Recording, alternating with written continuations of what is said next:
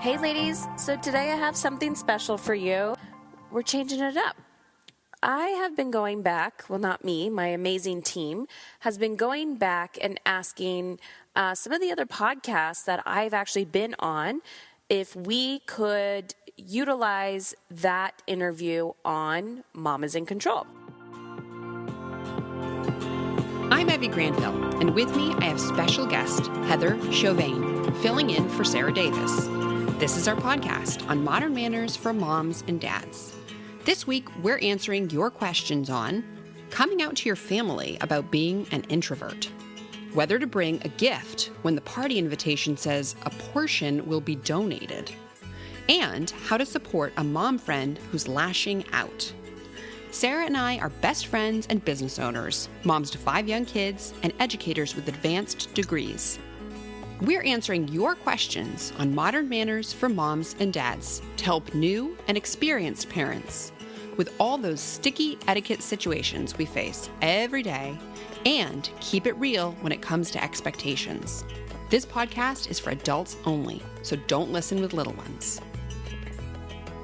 Heather is a TEDx speaker and the creator of the Mom is in Control podcast. She's been featured on the Oprah Winfrey Network, Huffington Post, TV outlets, and elsewhere.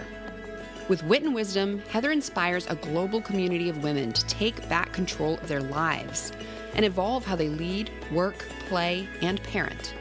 She was an awesome resource for the questions we covered in this episode. Be sure to check her out at heatherchauvin.com, and you can find that link in our show notes. Okay, now on to the episode. I am here today with a very special guest. I'm happy to have with me Heather Chauvin, who is a fellow podcaster. And I was hoping before we got started on answering some of our reader and listener questions that she might just give you a little bit of additional information about who she is and what she does, because she's got a really interesting profile. Yay, I'm so excited to be here. Thank you for having me. It's interesting because I started my podcast, Mom is in Control, out of a need that I had as a mother of 3 boys and a social worker. And in general, what I do is I help women understand themselves and their children on a deeper level. So much information you can find on my website at heatherchauvin.com. Lots of freebies, the podcast, and my TED Talk. We're really thrilled to have you with us today to help answer some of the questions that came up from our readers and our listeners. And I think you're a great person to have on hand for these questions because some of them are really deep and really cause us to look inward to ourselves and who we are and what we stand for. And so you are a great resource to have. Thank you so much for joining us. I love these conversations. That's excellent. Okay, question number 1. Hi, Evie and Sarah. Each summer, we take our family to stay at my in-laws' beach house with them. So it's 4 adults and 3 kids in one house. It's a really fun time together, but I find the whole experience exhausting. I'm an introvert, so I'm usually careful about planning out time alone. But when we're at the beach house, I end up being surrounded by family the whole time, which leaves me feeling drained and cranky. I really wish I could just sneak away for 30 minutes to recharge. But I know my family of extroverts would think I was being weird. How can I get what I need without coming off as antisocial? Thanks, Liz. I love these questions. I get so excited, almost too excited. I can so relate to this. Can you? I can relate, but the answers are there. Oh, great. As women, we put ourselves in this box of who we should be in the world. Mm-hmm. And it's saying, I'm an introvert, they're an extrovert, therefore I need to conform to them, right? Isn't that interesting? It's like, my introvertedness, I just make things up, should not be honored. It's like, I'm a cat, therefore I need to be a dog because everybody wants me to be a dog. It's like, you can't be. I think it's really interesting that Liz comments that she doesn't want to come off as weird because there is still this perception that if you are an introvert and you are caring for your need to have some time alone to recharge, that is in some way going against the grain of society, and that's inconvenient for everybody else. So we have to hide that. Well, and I'm assuming that as a child, she felt weird. I'm assuming that there's a story or a belief inside of her somewhere where someone's like, you're so weird. Why do you do that? And we carry this stuff with us, right? So, okay, I'll give you a perfect example of my crap that I used to carry with me. When I was in school, I was awful at reading and writing. It was not my thing. Not my thing at all. Needed extra help with it. Could barely spell my name correctly. Never had a diagnosis of dyslexia or anything. But it was a big struggle for me. Fast forward, my business is online. What do I do most of the time? I'm writing. Right. I'm writing content. Why do you think I'm a podcaster? Because I have learned to morph myself to my strength and not my weakness, right? That said, now I'm getting into book writing, and the belief systems that I have around who I should be and why I can't write a book because I sucked at writing in grade 5 or 6 or 3 or 2 or 1. So we carry these things with us. So I'm weird for being an introvert, therefore I should be an extrovert, says I'm still carrying baggage that I've held on to for a really, really long time. And the more we can show our true selves to the world, especially just our families, then we can feel complete and content. But that's something I call an energy leak. So when you're in those situations, when you're at the beach and you're like, oh my gosh, this should be, a restorative place. You should go home feeling energized and rested, but she's going to feel the complete opposite because the whole time she's trying to be somebody she's not. It's like having a big glass of water with a huge hole at the bottom of it, just leaking out. She's never going to be able to fill herself up. It sounds exhausting to me. And I know I've experienced this too, where people around me might not understand that as an introvert, I require time to be alone, and it's not a reflection of them. I think sometimes people feel that you're saying you don't enjoy their company. So maybe Liz could start the conversation from that perspective of, I love you all. I'm having so much fun. I just need a little bit of time to recharge. And I think there is more and more awareness in recent years with books like Susan Cain's Quiet, The Power of Introverts in a World That Can't Stop Talking. There's more awareness about introversion and the power of it and what it means and what it looks like and what introverts need in the world. But I don't think, and I think that what I'm hearing you say too, in agreement with me, is that Liz does not need to be ashamed of this, and she shouldn't have to hide it either. It's probably an open, honest conversation she needs to have with her husband and his family at the outset of their trip to sort of lay out what her needs are. Would you agree? 100%. And to be honest, if she does that and takes a stand for how she wants to feel in her everyday life, right? It's not being rude. It's just communication. She will see, and I guarantee you that some of the people that she's perceiving as extroverts are actually introverts who have never given themselves permission to create that space as well. Because so many people are, wearing these masks and going, oh, I was just supposed to be this. Because that's what I found in my own life and when people that I'm working with as well. Actually, there was one woman, she was at work and she's like, Heather, I'm just trying to get work done and people are coming up to me and I'm getting overwhelmed. So I said, put a sign on your computer or on your chair that says, please leave me alone until 12 o'clock or 10 o'clock or whatever. Oh. And she's like, ooh, people are going to get offended. I said, just try it for one day. So she had her noise canceling headphones and she had a nice little, funny sign, and people were like, what is this? What is this? And then after, she's like, they're going to judge me. They're going to do this. But after they came up to her and they were like, what a great idea. I need that too. So she started this whole cultural revolution inside of her workplace. And so it's all about leadership. When you lead your life, you're actually giving other people permission to do the same. And I guarantee if she took a stand and said, I just need some quiet, or, went and got that book that you were talking about and said, hey, this is my beach read. Oh my goodness, I need some quiet and space. Bring some humor to the situation. Yes. Other people will be like, oh gosh, I need this too. So it's not about being weird. It's about being you. And I also wonder if you couldn't take a half step. I'm wondering if Liz hasn't had this conversation with her family, with her in-laws, because she's uncomfortable about having the conversation. And I'm wondering if the first baby step is to carve out that time for yourself, but to just say, I'm going to lay down. I'm tired. I'm going to take a nap.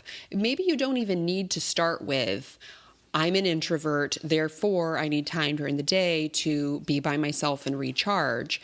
If that's too big a step, maybe it just starts with, right now I'm going upstairs to take a nap. And once you get into the privacy of your own room, you do whatever you want, but then you've carved the time out for yourself, and people sort of get used to the idea of you not being there all the time. And then maybe later in the week you say, sometimes I sleep, sometimes I read a book. It sort of depends on what my body's feeling like on that particular day. But I worry that making the big step of saying what's actually going on, I wonder why Liz hasn't already done that, and I wonder if that's an uncomfortable feeling for her. How would you counsel her to sort of challenge that? Well, I think even just suggesting a nap, that opens a whole nother can of worms. Oh, really? Okay. Yeah, because people will say, and I don't know, I could be putting words into her mouth, but people might say you're being lazy. Naps are perceived a lot as being lazy. I'm all about slow down to speed up. So my lifestyle includes naps. But that said, not everybody agrees with you, right? Especially if you have a whole house full of people and you're like, I'm just going to remove myself. One idea that I did have, though, was, because I'm all about let's talk about the pink elephant in the room, but I know not everybody's like that. And that's just my lifestyle and how I've come to be.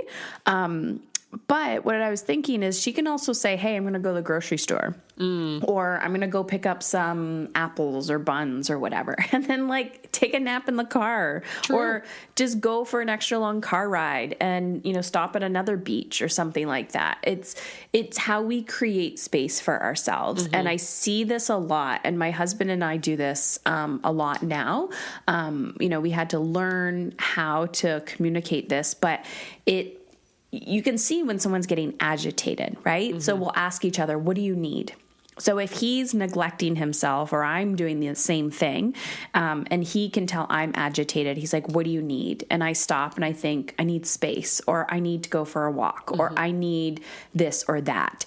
And I'll say the same thing to him.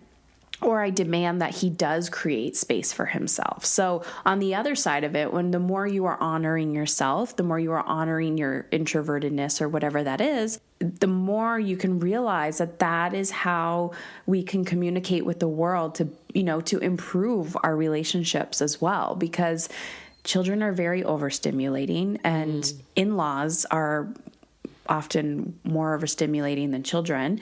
And we just need to be realistic about that the more people we're surrounding ourselves with, that's a lot of energy to take on. So being creative with it and saying, hey, I'm going to go for an extra long car ride, or I'm going to take, one of the kids and go do this or something, and creating that space for yourself in creative ways is a great place to get started. I love that idea of being creative about how you take that space for yourself. Awesome. All right. Good luck, Liz. We hope you're able to carve out a little bit of space for yourself while you're on your beach vacation, and have fun. Question number 2 says, hi, Evie and Sarah. I recently received a birthday party invitation that has me a bit stumped. It is for a 3-year-old's birthday party. The birthday boy is in my daughter's daycare class. And at the bottom it says, and I've changed it to mask identity, the birthday boy is not expecting any presents besides your presence. However, if you do choose to bring a gift, an FYI that the birthday boy will donate a portion of his gifts to XYZ charity. Thanks for being cool and helping, birthday boy, hook up some other kids. Does this mean I should or should not bring a gift? What kind of gift? Just what I would normally bring? Help. Look forward to your sage advice and general thoughts on the topic. Thanks, Jane. We get so many questions about kids' birthday parties. They're like a trap. This is like a new thing, okay? And I have to say, yes, it's a trap. It is a mind game. It is a competitive sport. Oh my gosh, what a funny way to put it. So to answer this question, first, I'm going to say that I was one of those moms. Okay. You want to talk about messing with people's minds, being on the other side of it. Oh my God, Evie, I didn't even know I was doing this. So when my oldest was little, so there's 5 years between the first and the second. So the first 5 years I was like, I could do whatever I wanted with this like one child that I had, right? I'm like, oh, every year we can make magic during your birthday. His first birthday party, I rented out ice, like an ice rink. Okay. Whoa. Yeah. And I was 19 years old, so I was young. So I was overcompensating. Yeah. Talk about overcompensating and living vicariously through your children. And so I invited, and I had lots of friends who didn't have babies then. I had 60 people at this party. Lots of them were adults. So everyone went ice skating. They had fun, whatever. I remember he was about 3 or 4. I was like, nobody is allowed to bring a present. Nobody. Okay. It has to be recycled. So meaning he's not going to know what toys you're bringing. So if your child has dinky cars, give him a whole bag of dinky cars. He'll be happy with that.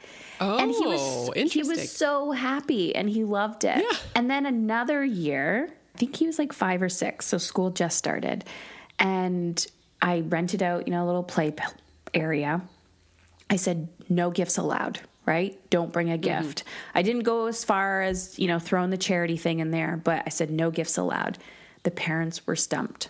Out of like 20 kids that were invited, there was one parent, and it was a dad, who actually followed through and did not give a gift. His daughter made a beautiful handmade card, and I thought it was magic. Everyone else was like, pulling 20s out of their wallets, and they're like, here. Oh my gosh. Yeah. Everyone gave a $20 bill out of their wallet, not even in the card, because they felt so awkward. Literally? Yes. They picked up their child, and they're like, I've been thinking about it, and I can't not give your child something. Oh my goodness. And so he walked away with like a lot of cash, and I was like, oh my God, this is ridiculous. And that year, I think with that money, we bought some chickens, in another country for a family. Oh my goodness. Yeah. But I'm telling you, there's this epidemic of we have too much. Honor what the invitation says. I really don't think they're playing mind games with you. It's, if there's a charity, give to that charity. If it says don't bring gifts, then don't bring gifts. Make a really nice card and just be of service to that child, because, we give so much. And I think there are those families and parents that are just like, this is way too much, right? Like, I just want my child to be around their friends. We don't need to have all this extra stuff. Right. So there's this mindset shift where people are like, I want experiences versus things, right? But we've been consumed by this and conditioned that we have to consume more crap.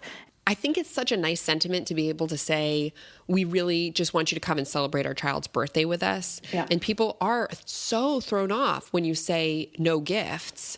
I know Sarah and I have talked about this in other episodes where it's like, well, you think somebody means no gifts, but then they put out a gift table at the entrance. So you walk into the party, and if you truly followed what they said on the invitation and arrived without a gift, then you feel a little bit awkward because you notice there's a gift table full of gifts. So there are these conflicting messages. And I think that's what's really stumping Jane here, is that it says, please don't bring a gift. But if you do, we're going to give some of them away to a charity. Right. So I think it would be less confusing to say, please don't bring a gift, donate specifically to this charity if you choose to. But the wording is so confusing because it says they're going to give away a portion of his gift. So it's almost like, if you bring something that we don't like, we're going to pass it along. Or it could be if you bring something we already have. Right. So My child's going to pick and choose through the gifts.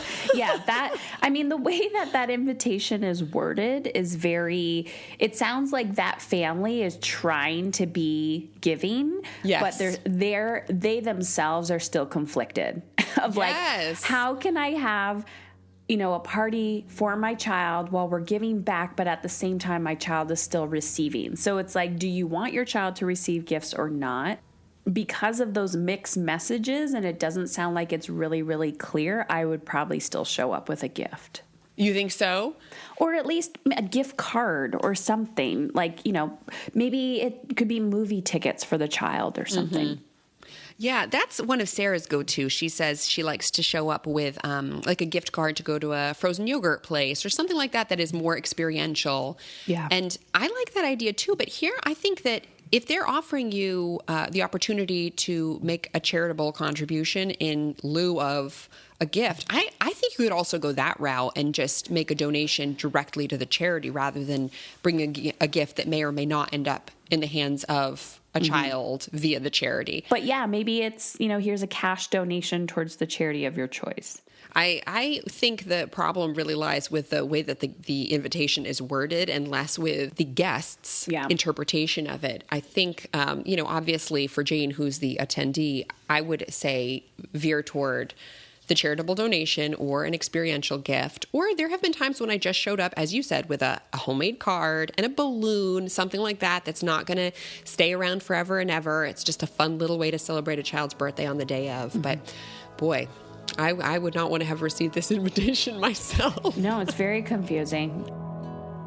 Next up, a question about how to approach a friend with a new baby who's been snapping at you.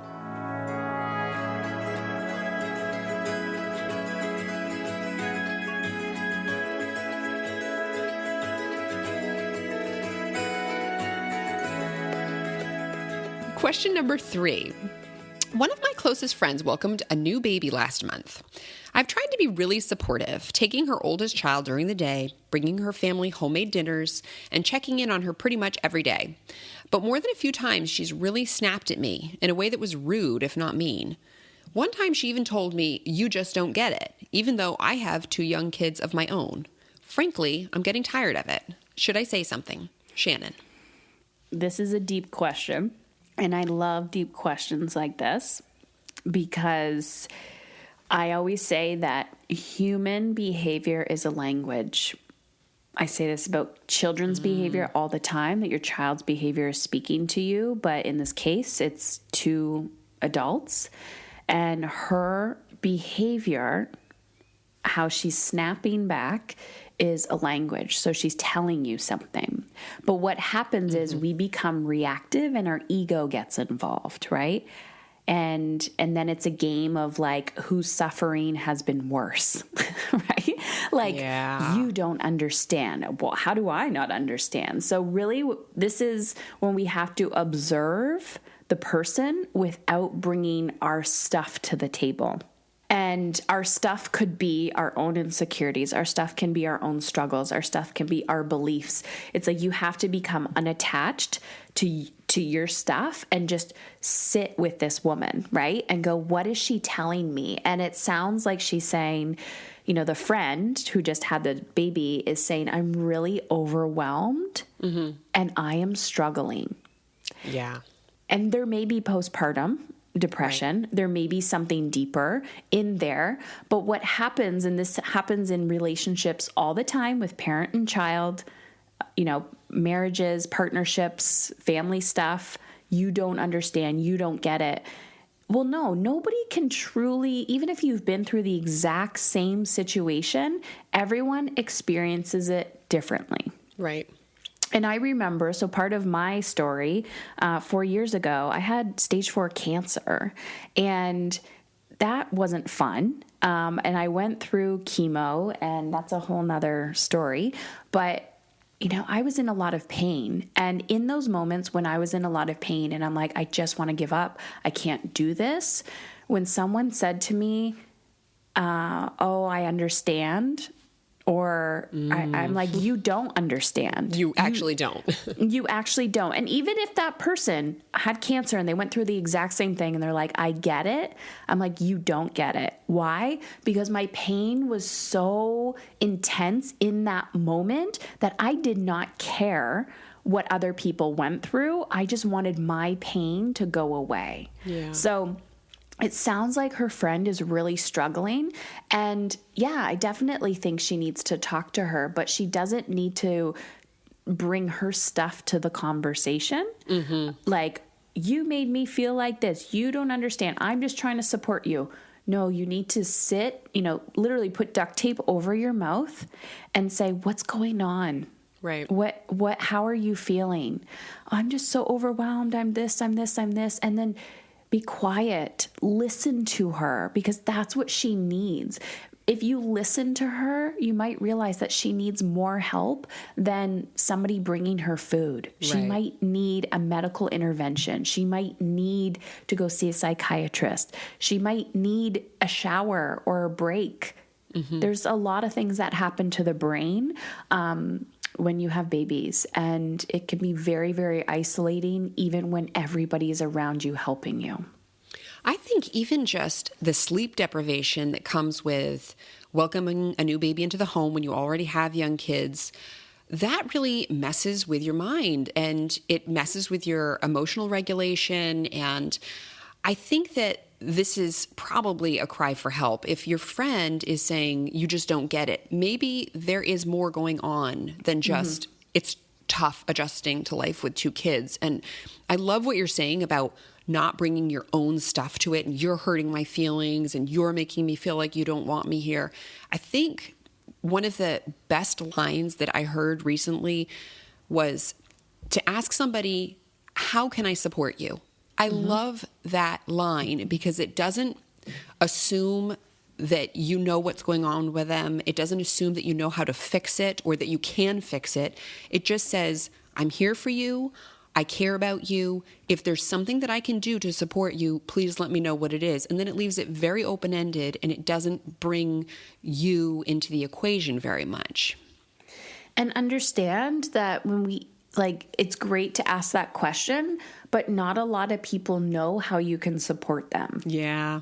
So people are like, I don't know, right? Oh, if you need anything, just ask. Uh-huh. How many women have a hard time asking for help? It's so true. So what do you recommend then? Do you recommend that Shannon go in with some suggestions? What do you recommend? I recommend that she, at this point, based on, the question, she just listens to her friend. Because it would almost be overwhelming if I'm struggling with something. If someone's like, what do you need from me? What do you need from me? How can I help you? I can't handle my emotion and your emotion as well. So what I would do is I would be like, here, I brought some duct tape. I'm going to put it over my mouth.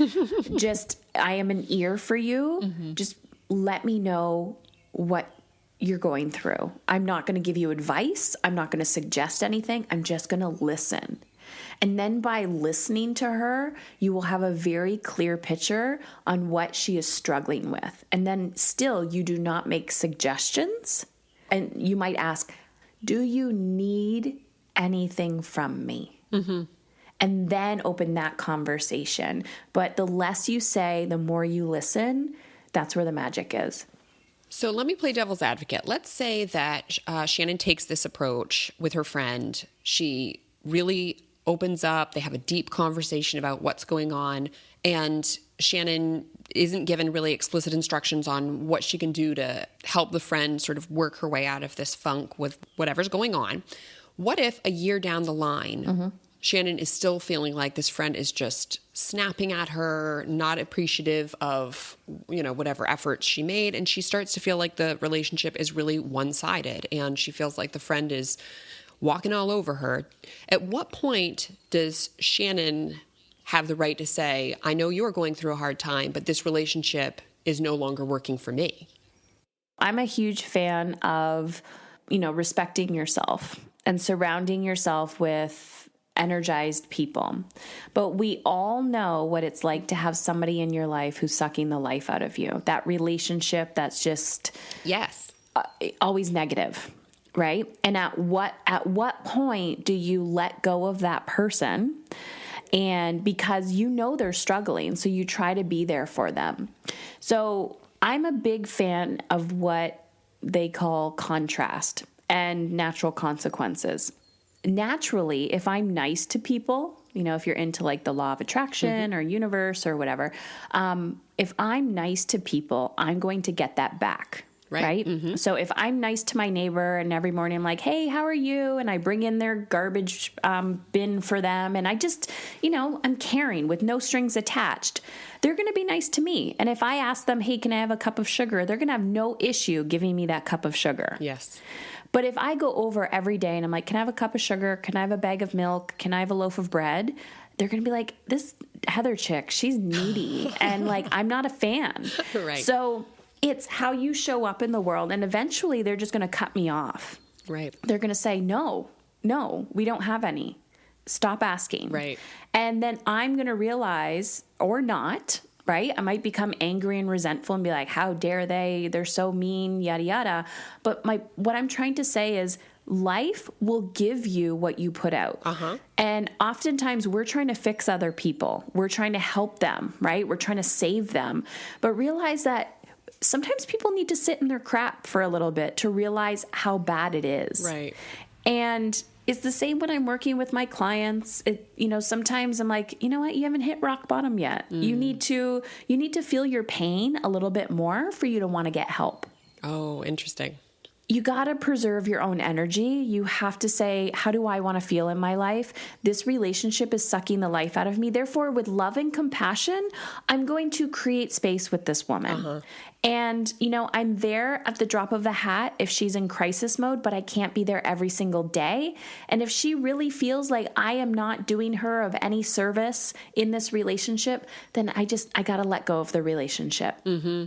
I fully agree. And that's that concept of natural consequences is something that comes up for us as educators. Right. So I see what you're saying here with the relationship between Shannon and her new mom friend. I mean, I think most women have experienced this where you have a friend that just kind of pushes you too far. The friendship sort of fizzles out. So, maybe you eventually have a conversation with your friend where you say, I love you and I want to support you, but sometimes I feel like you're pushing me away, and that might become what actually happens if we continue to have this dynamic in the relationship, and I would like to be able to repair it if it's possible.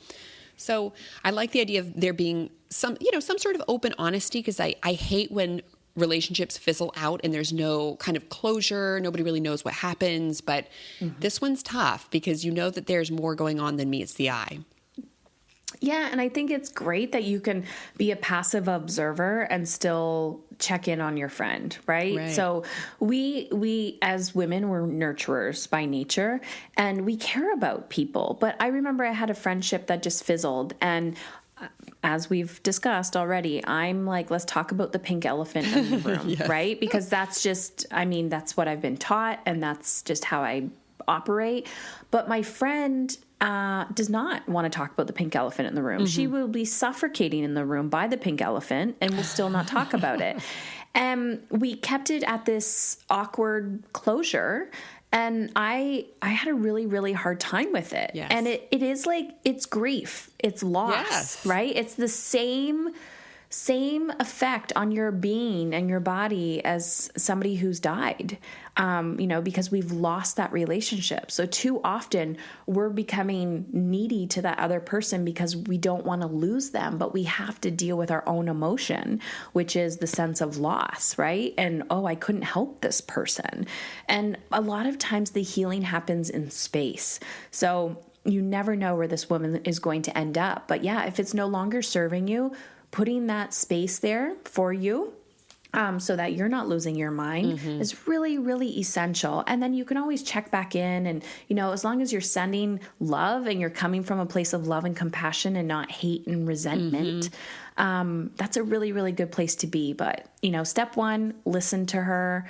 Step two, if you feel like it's not getting anywhere, then start creating space, because clearly that's what she wants. Yeah. Good luck, Shannon. We really hope that you're able to get to the bottom of what's going on with your friend and mend your friendship.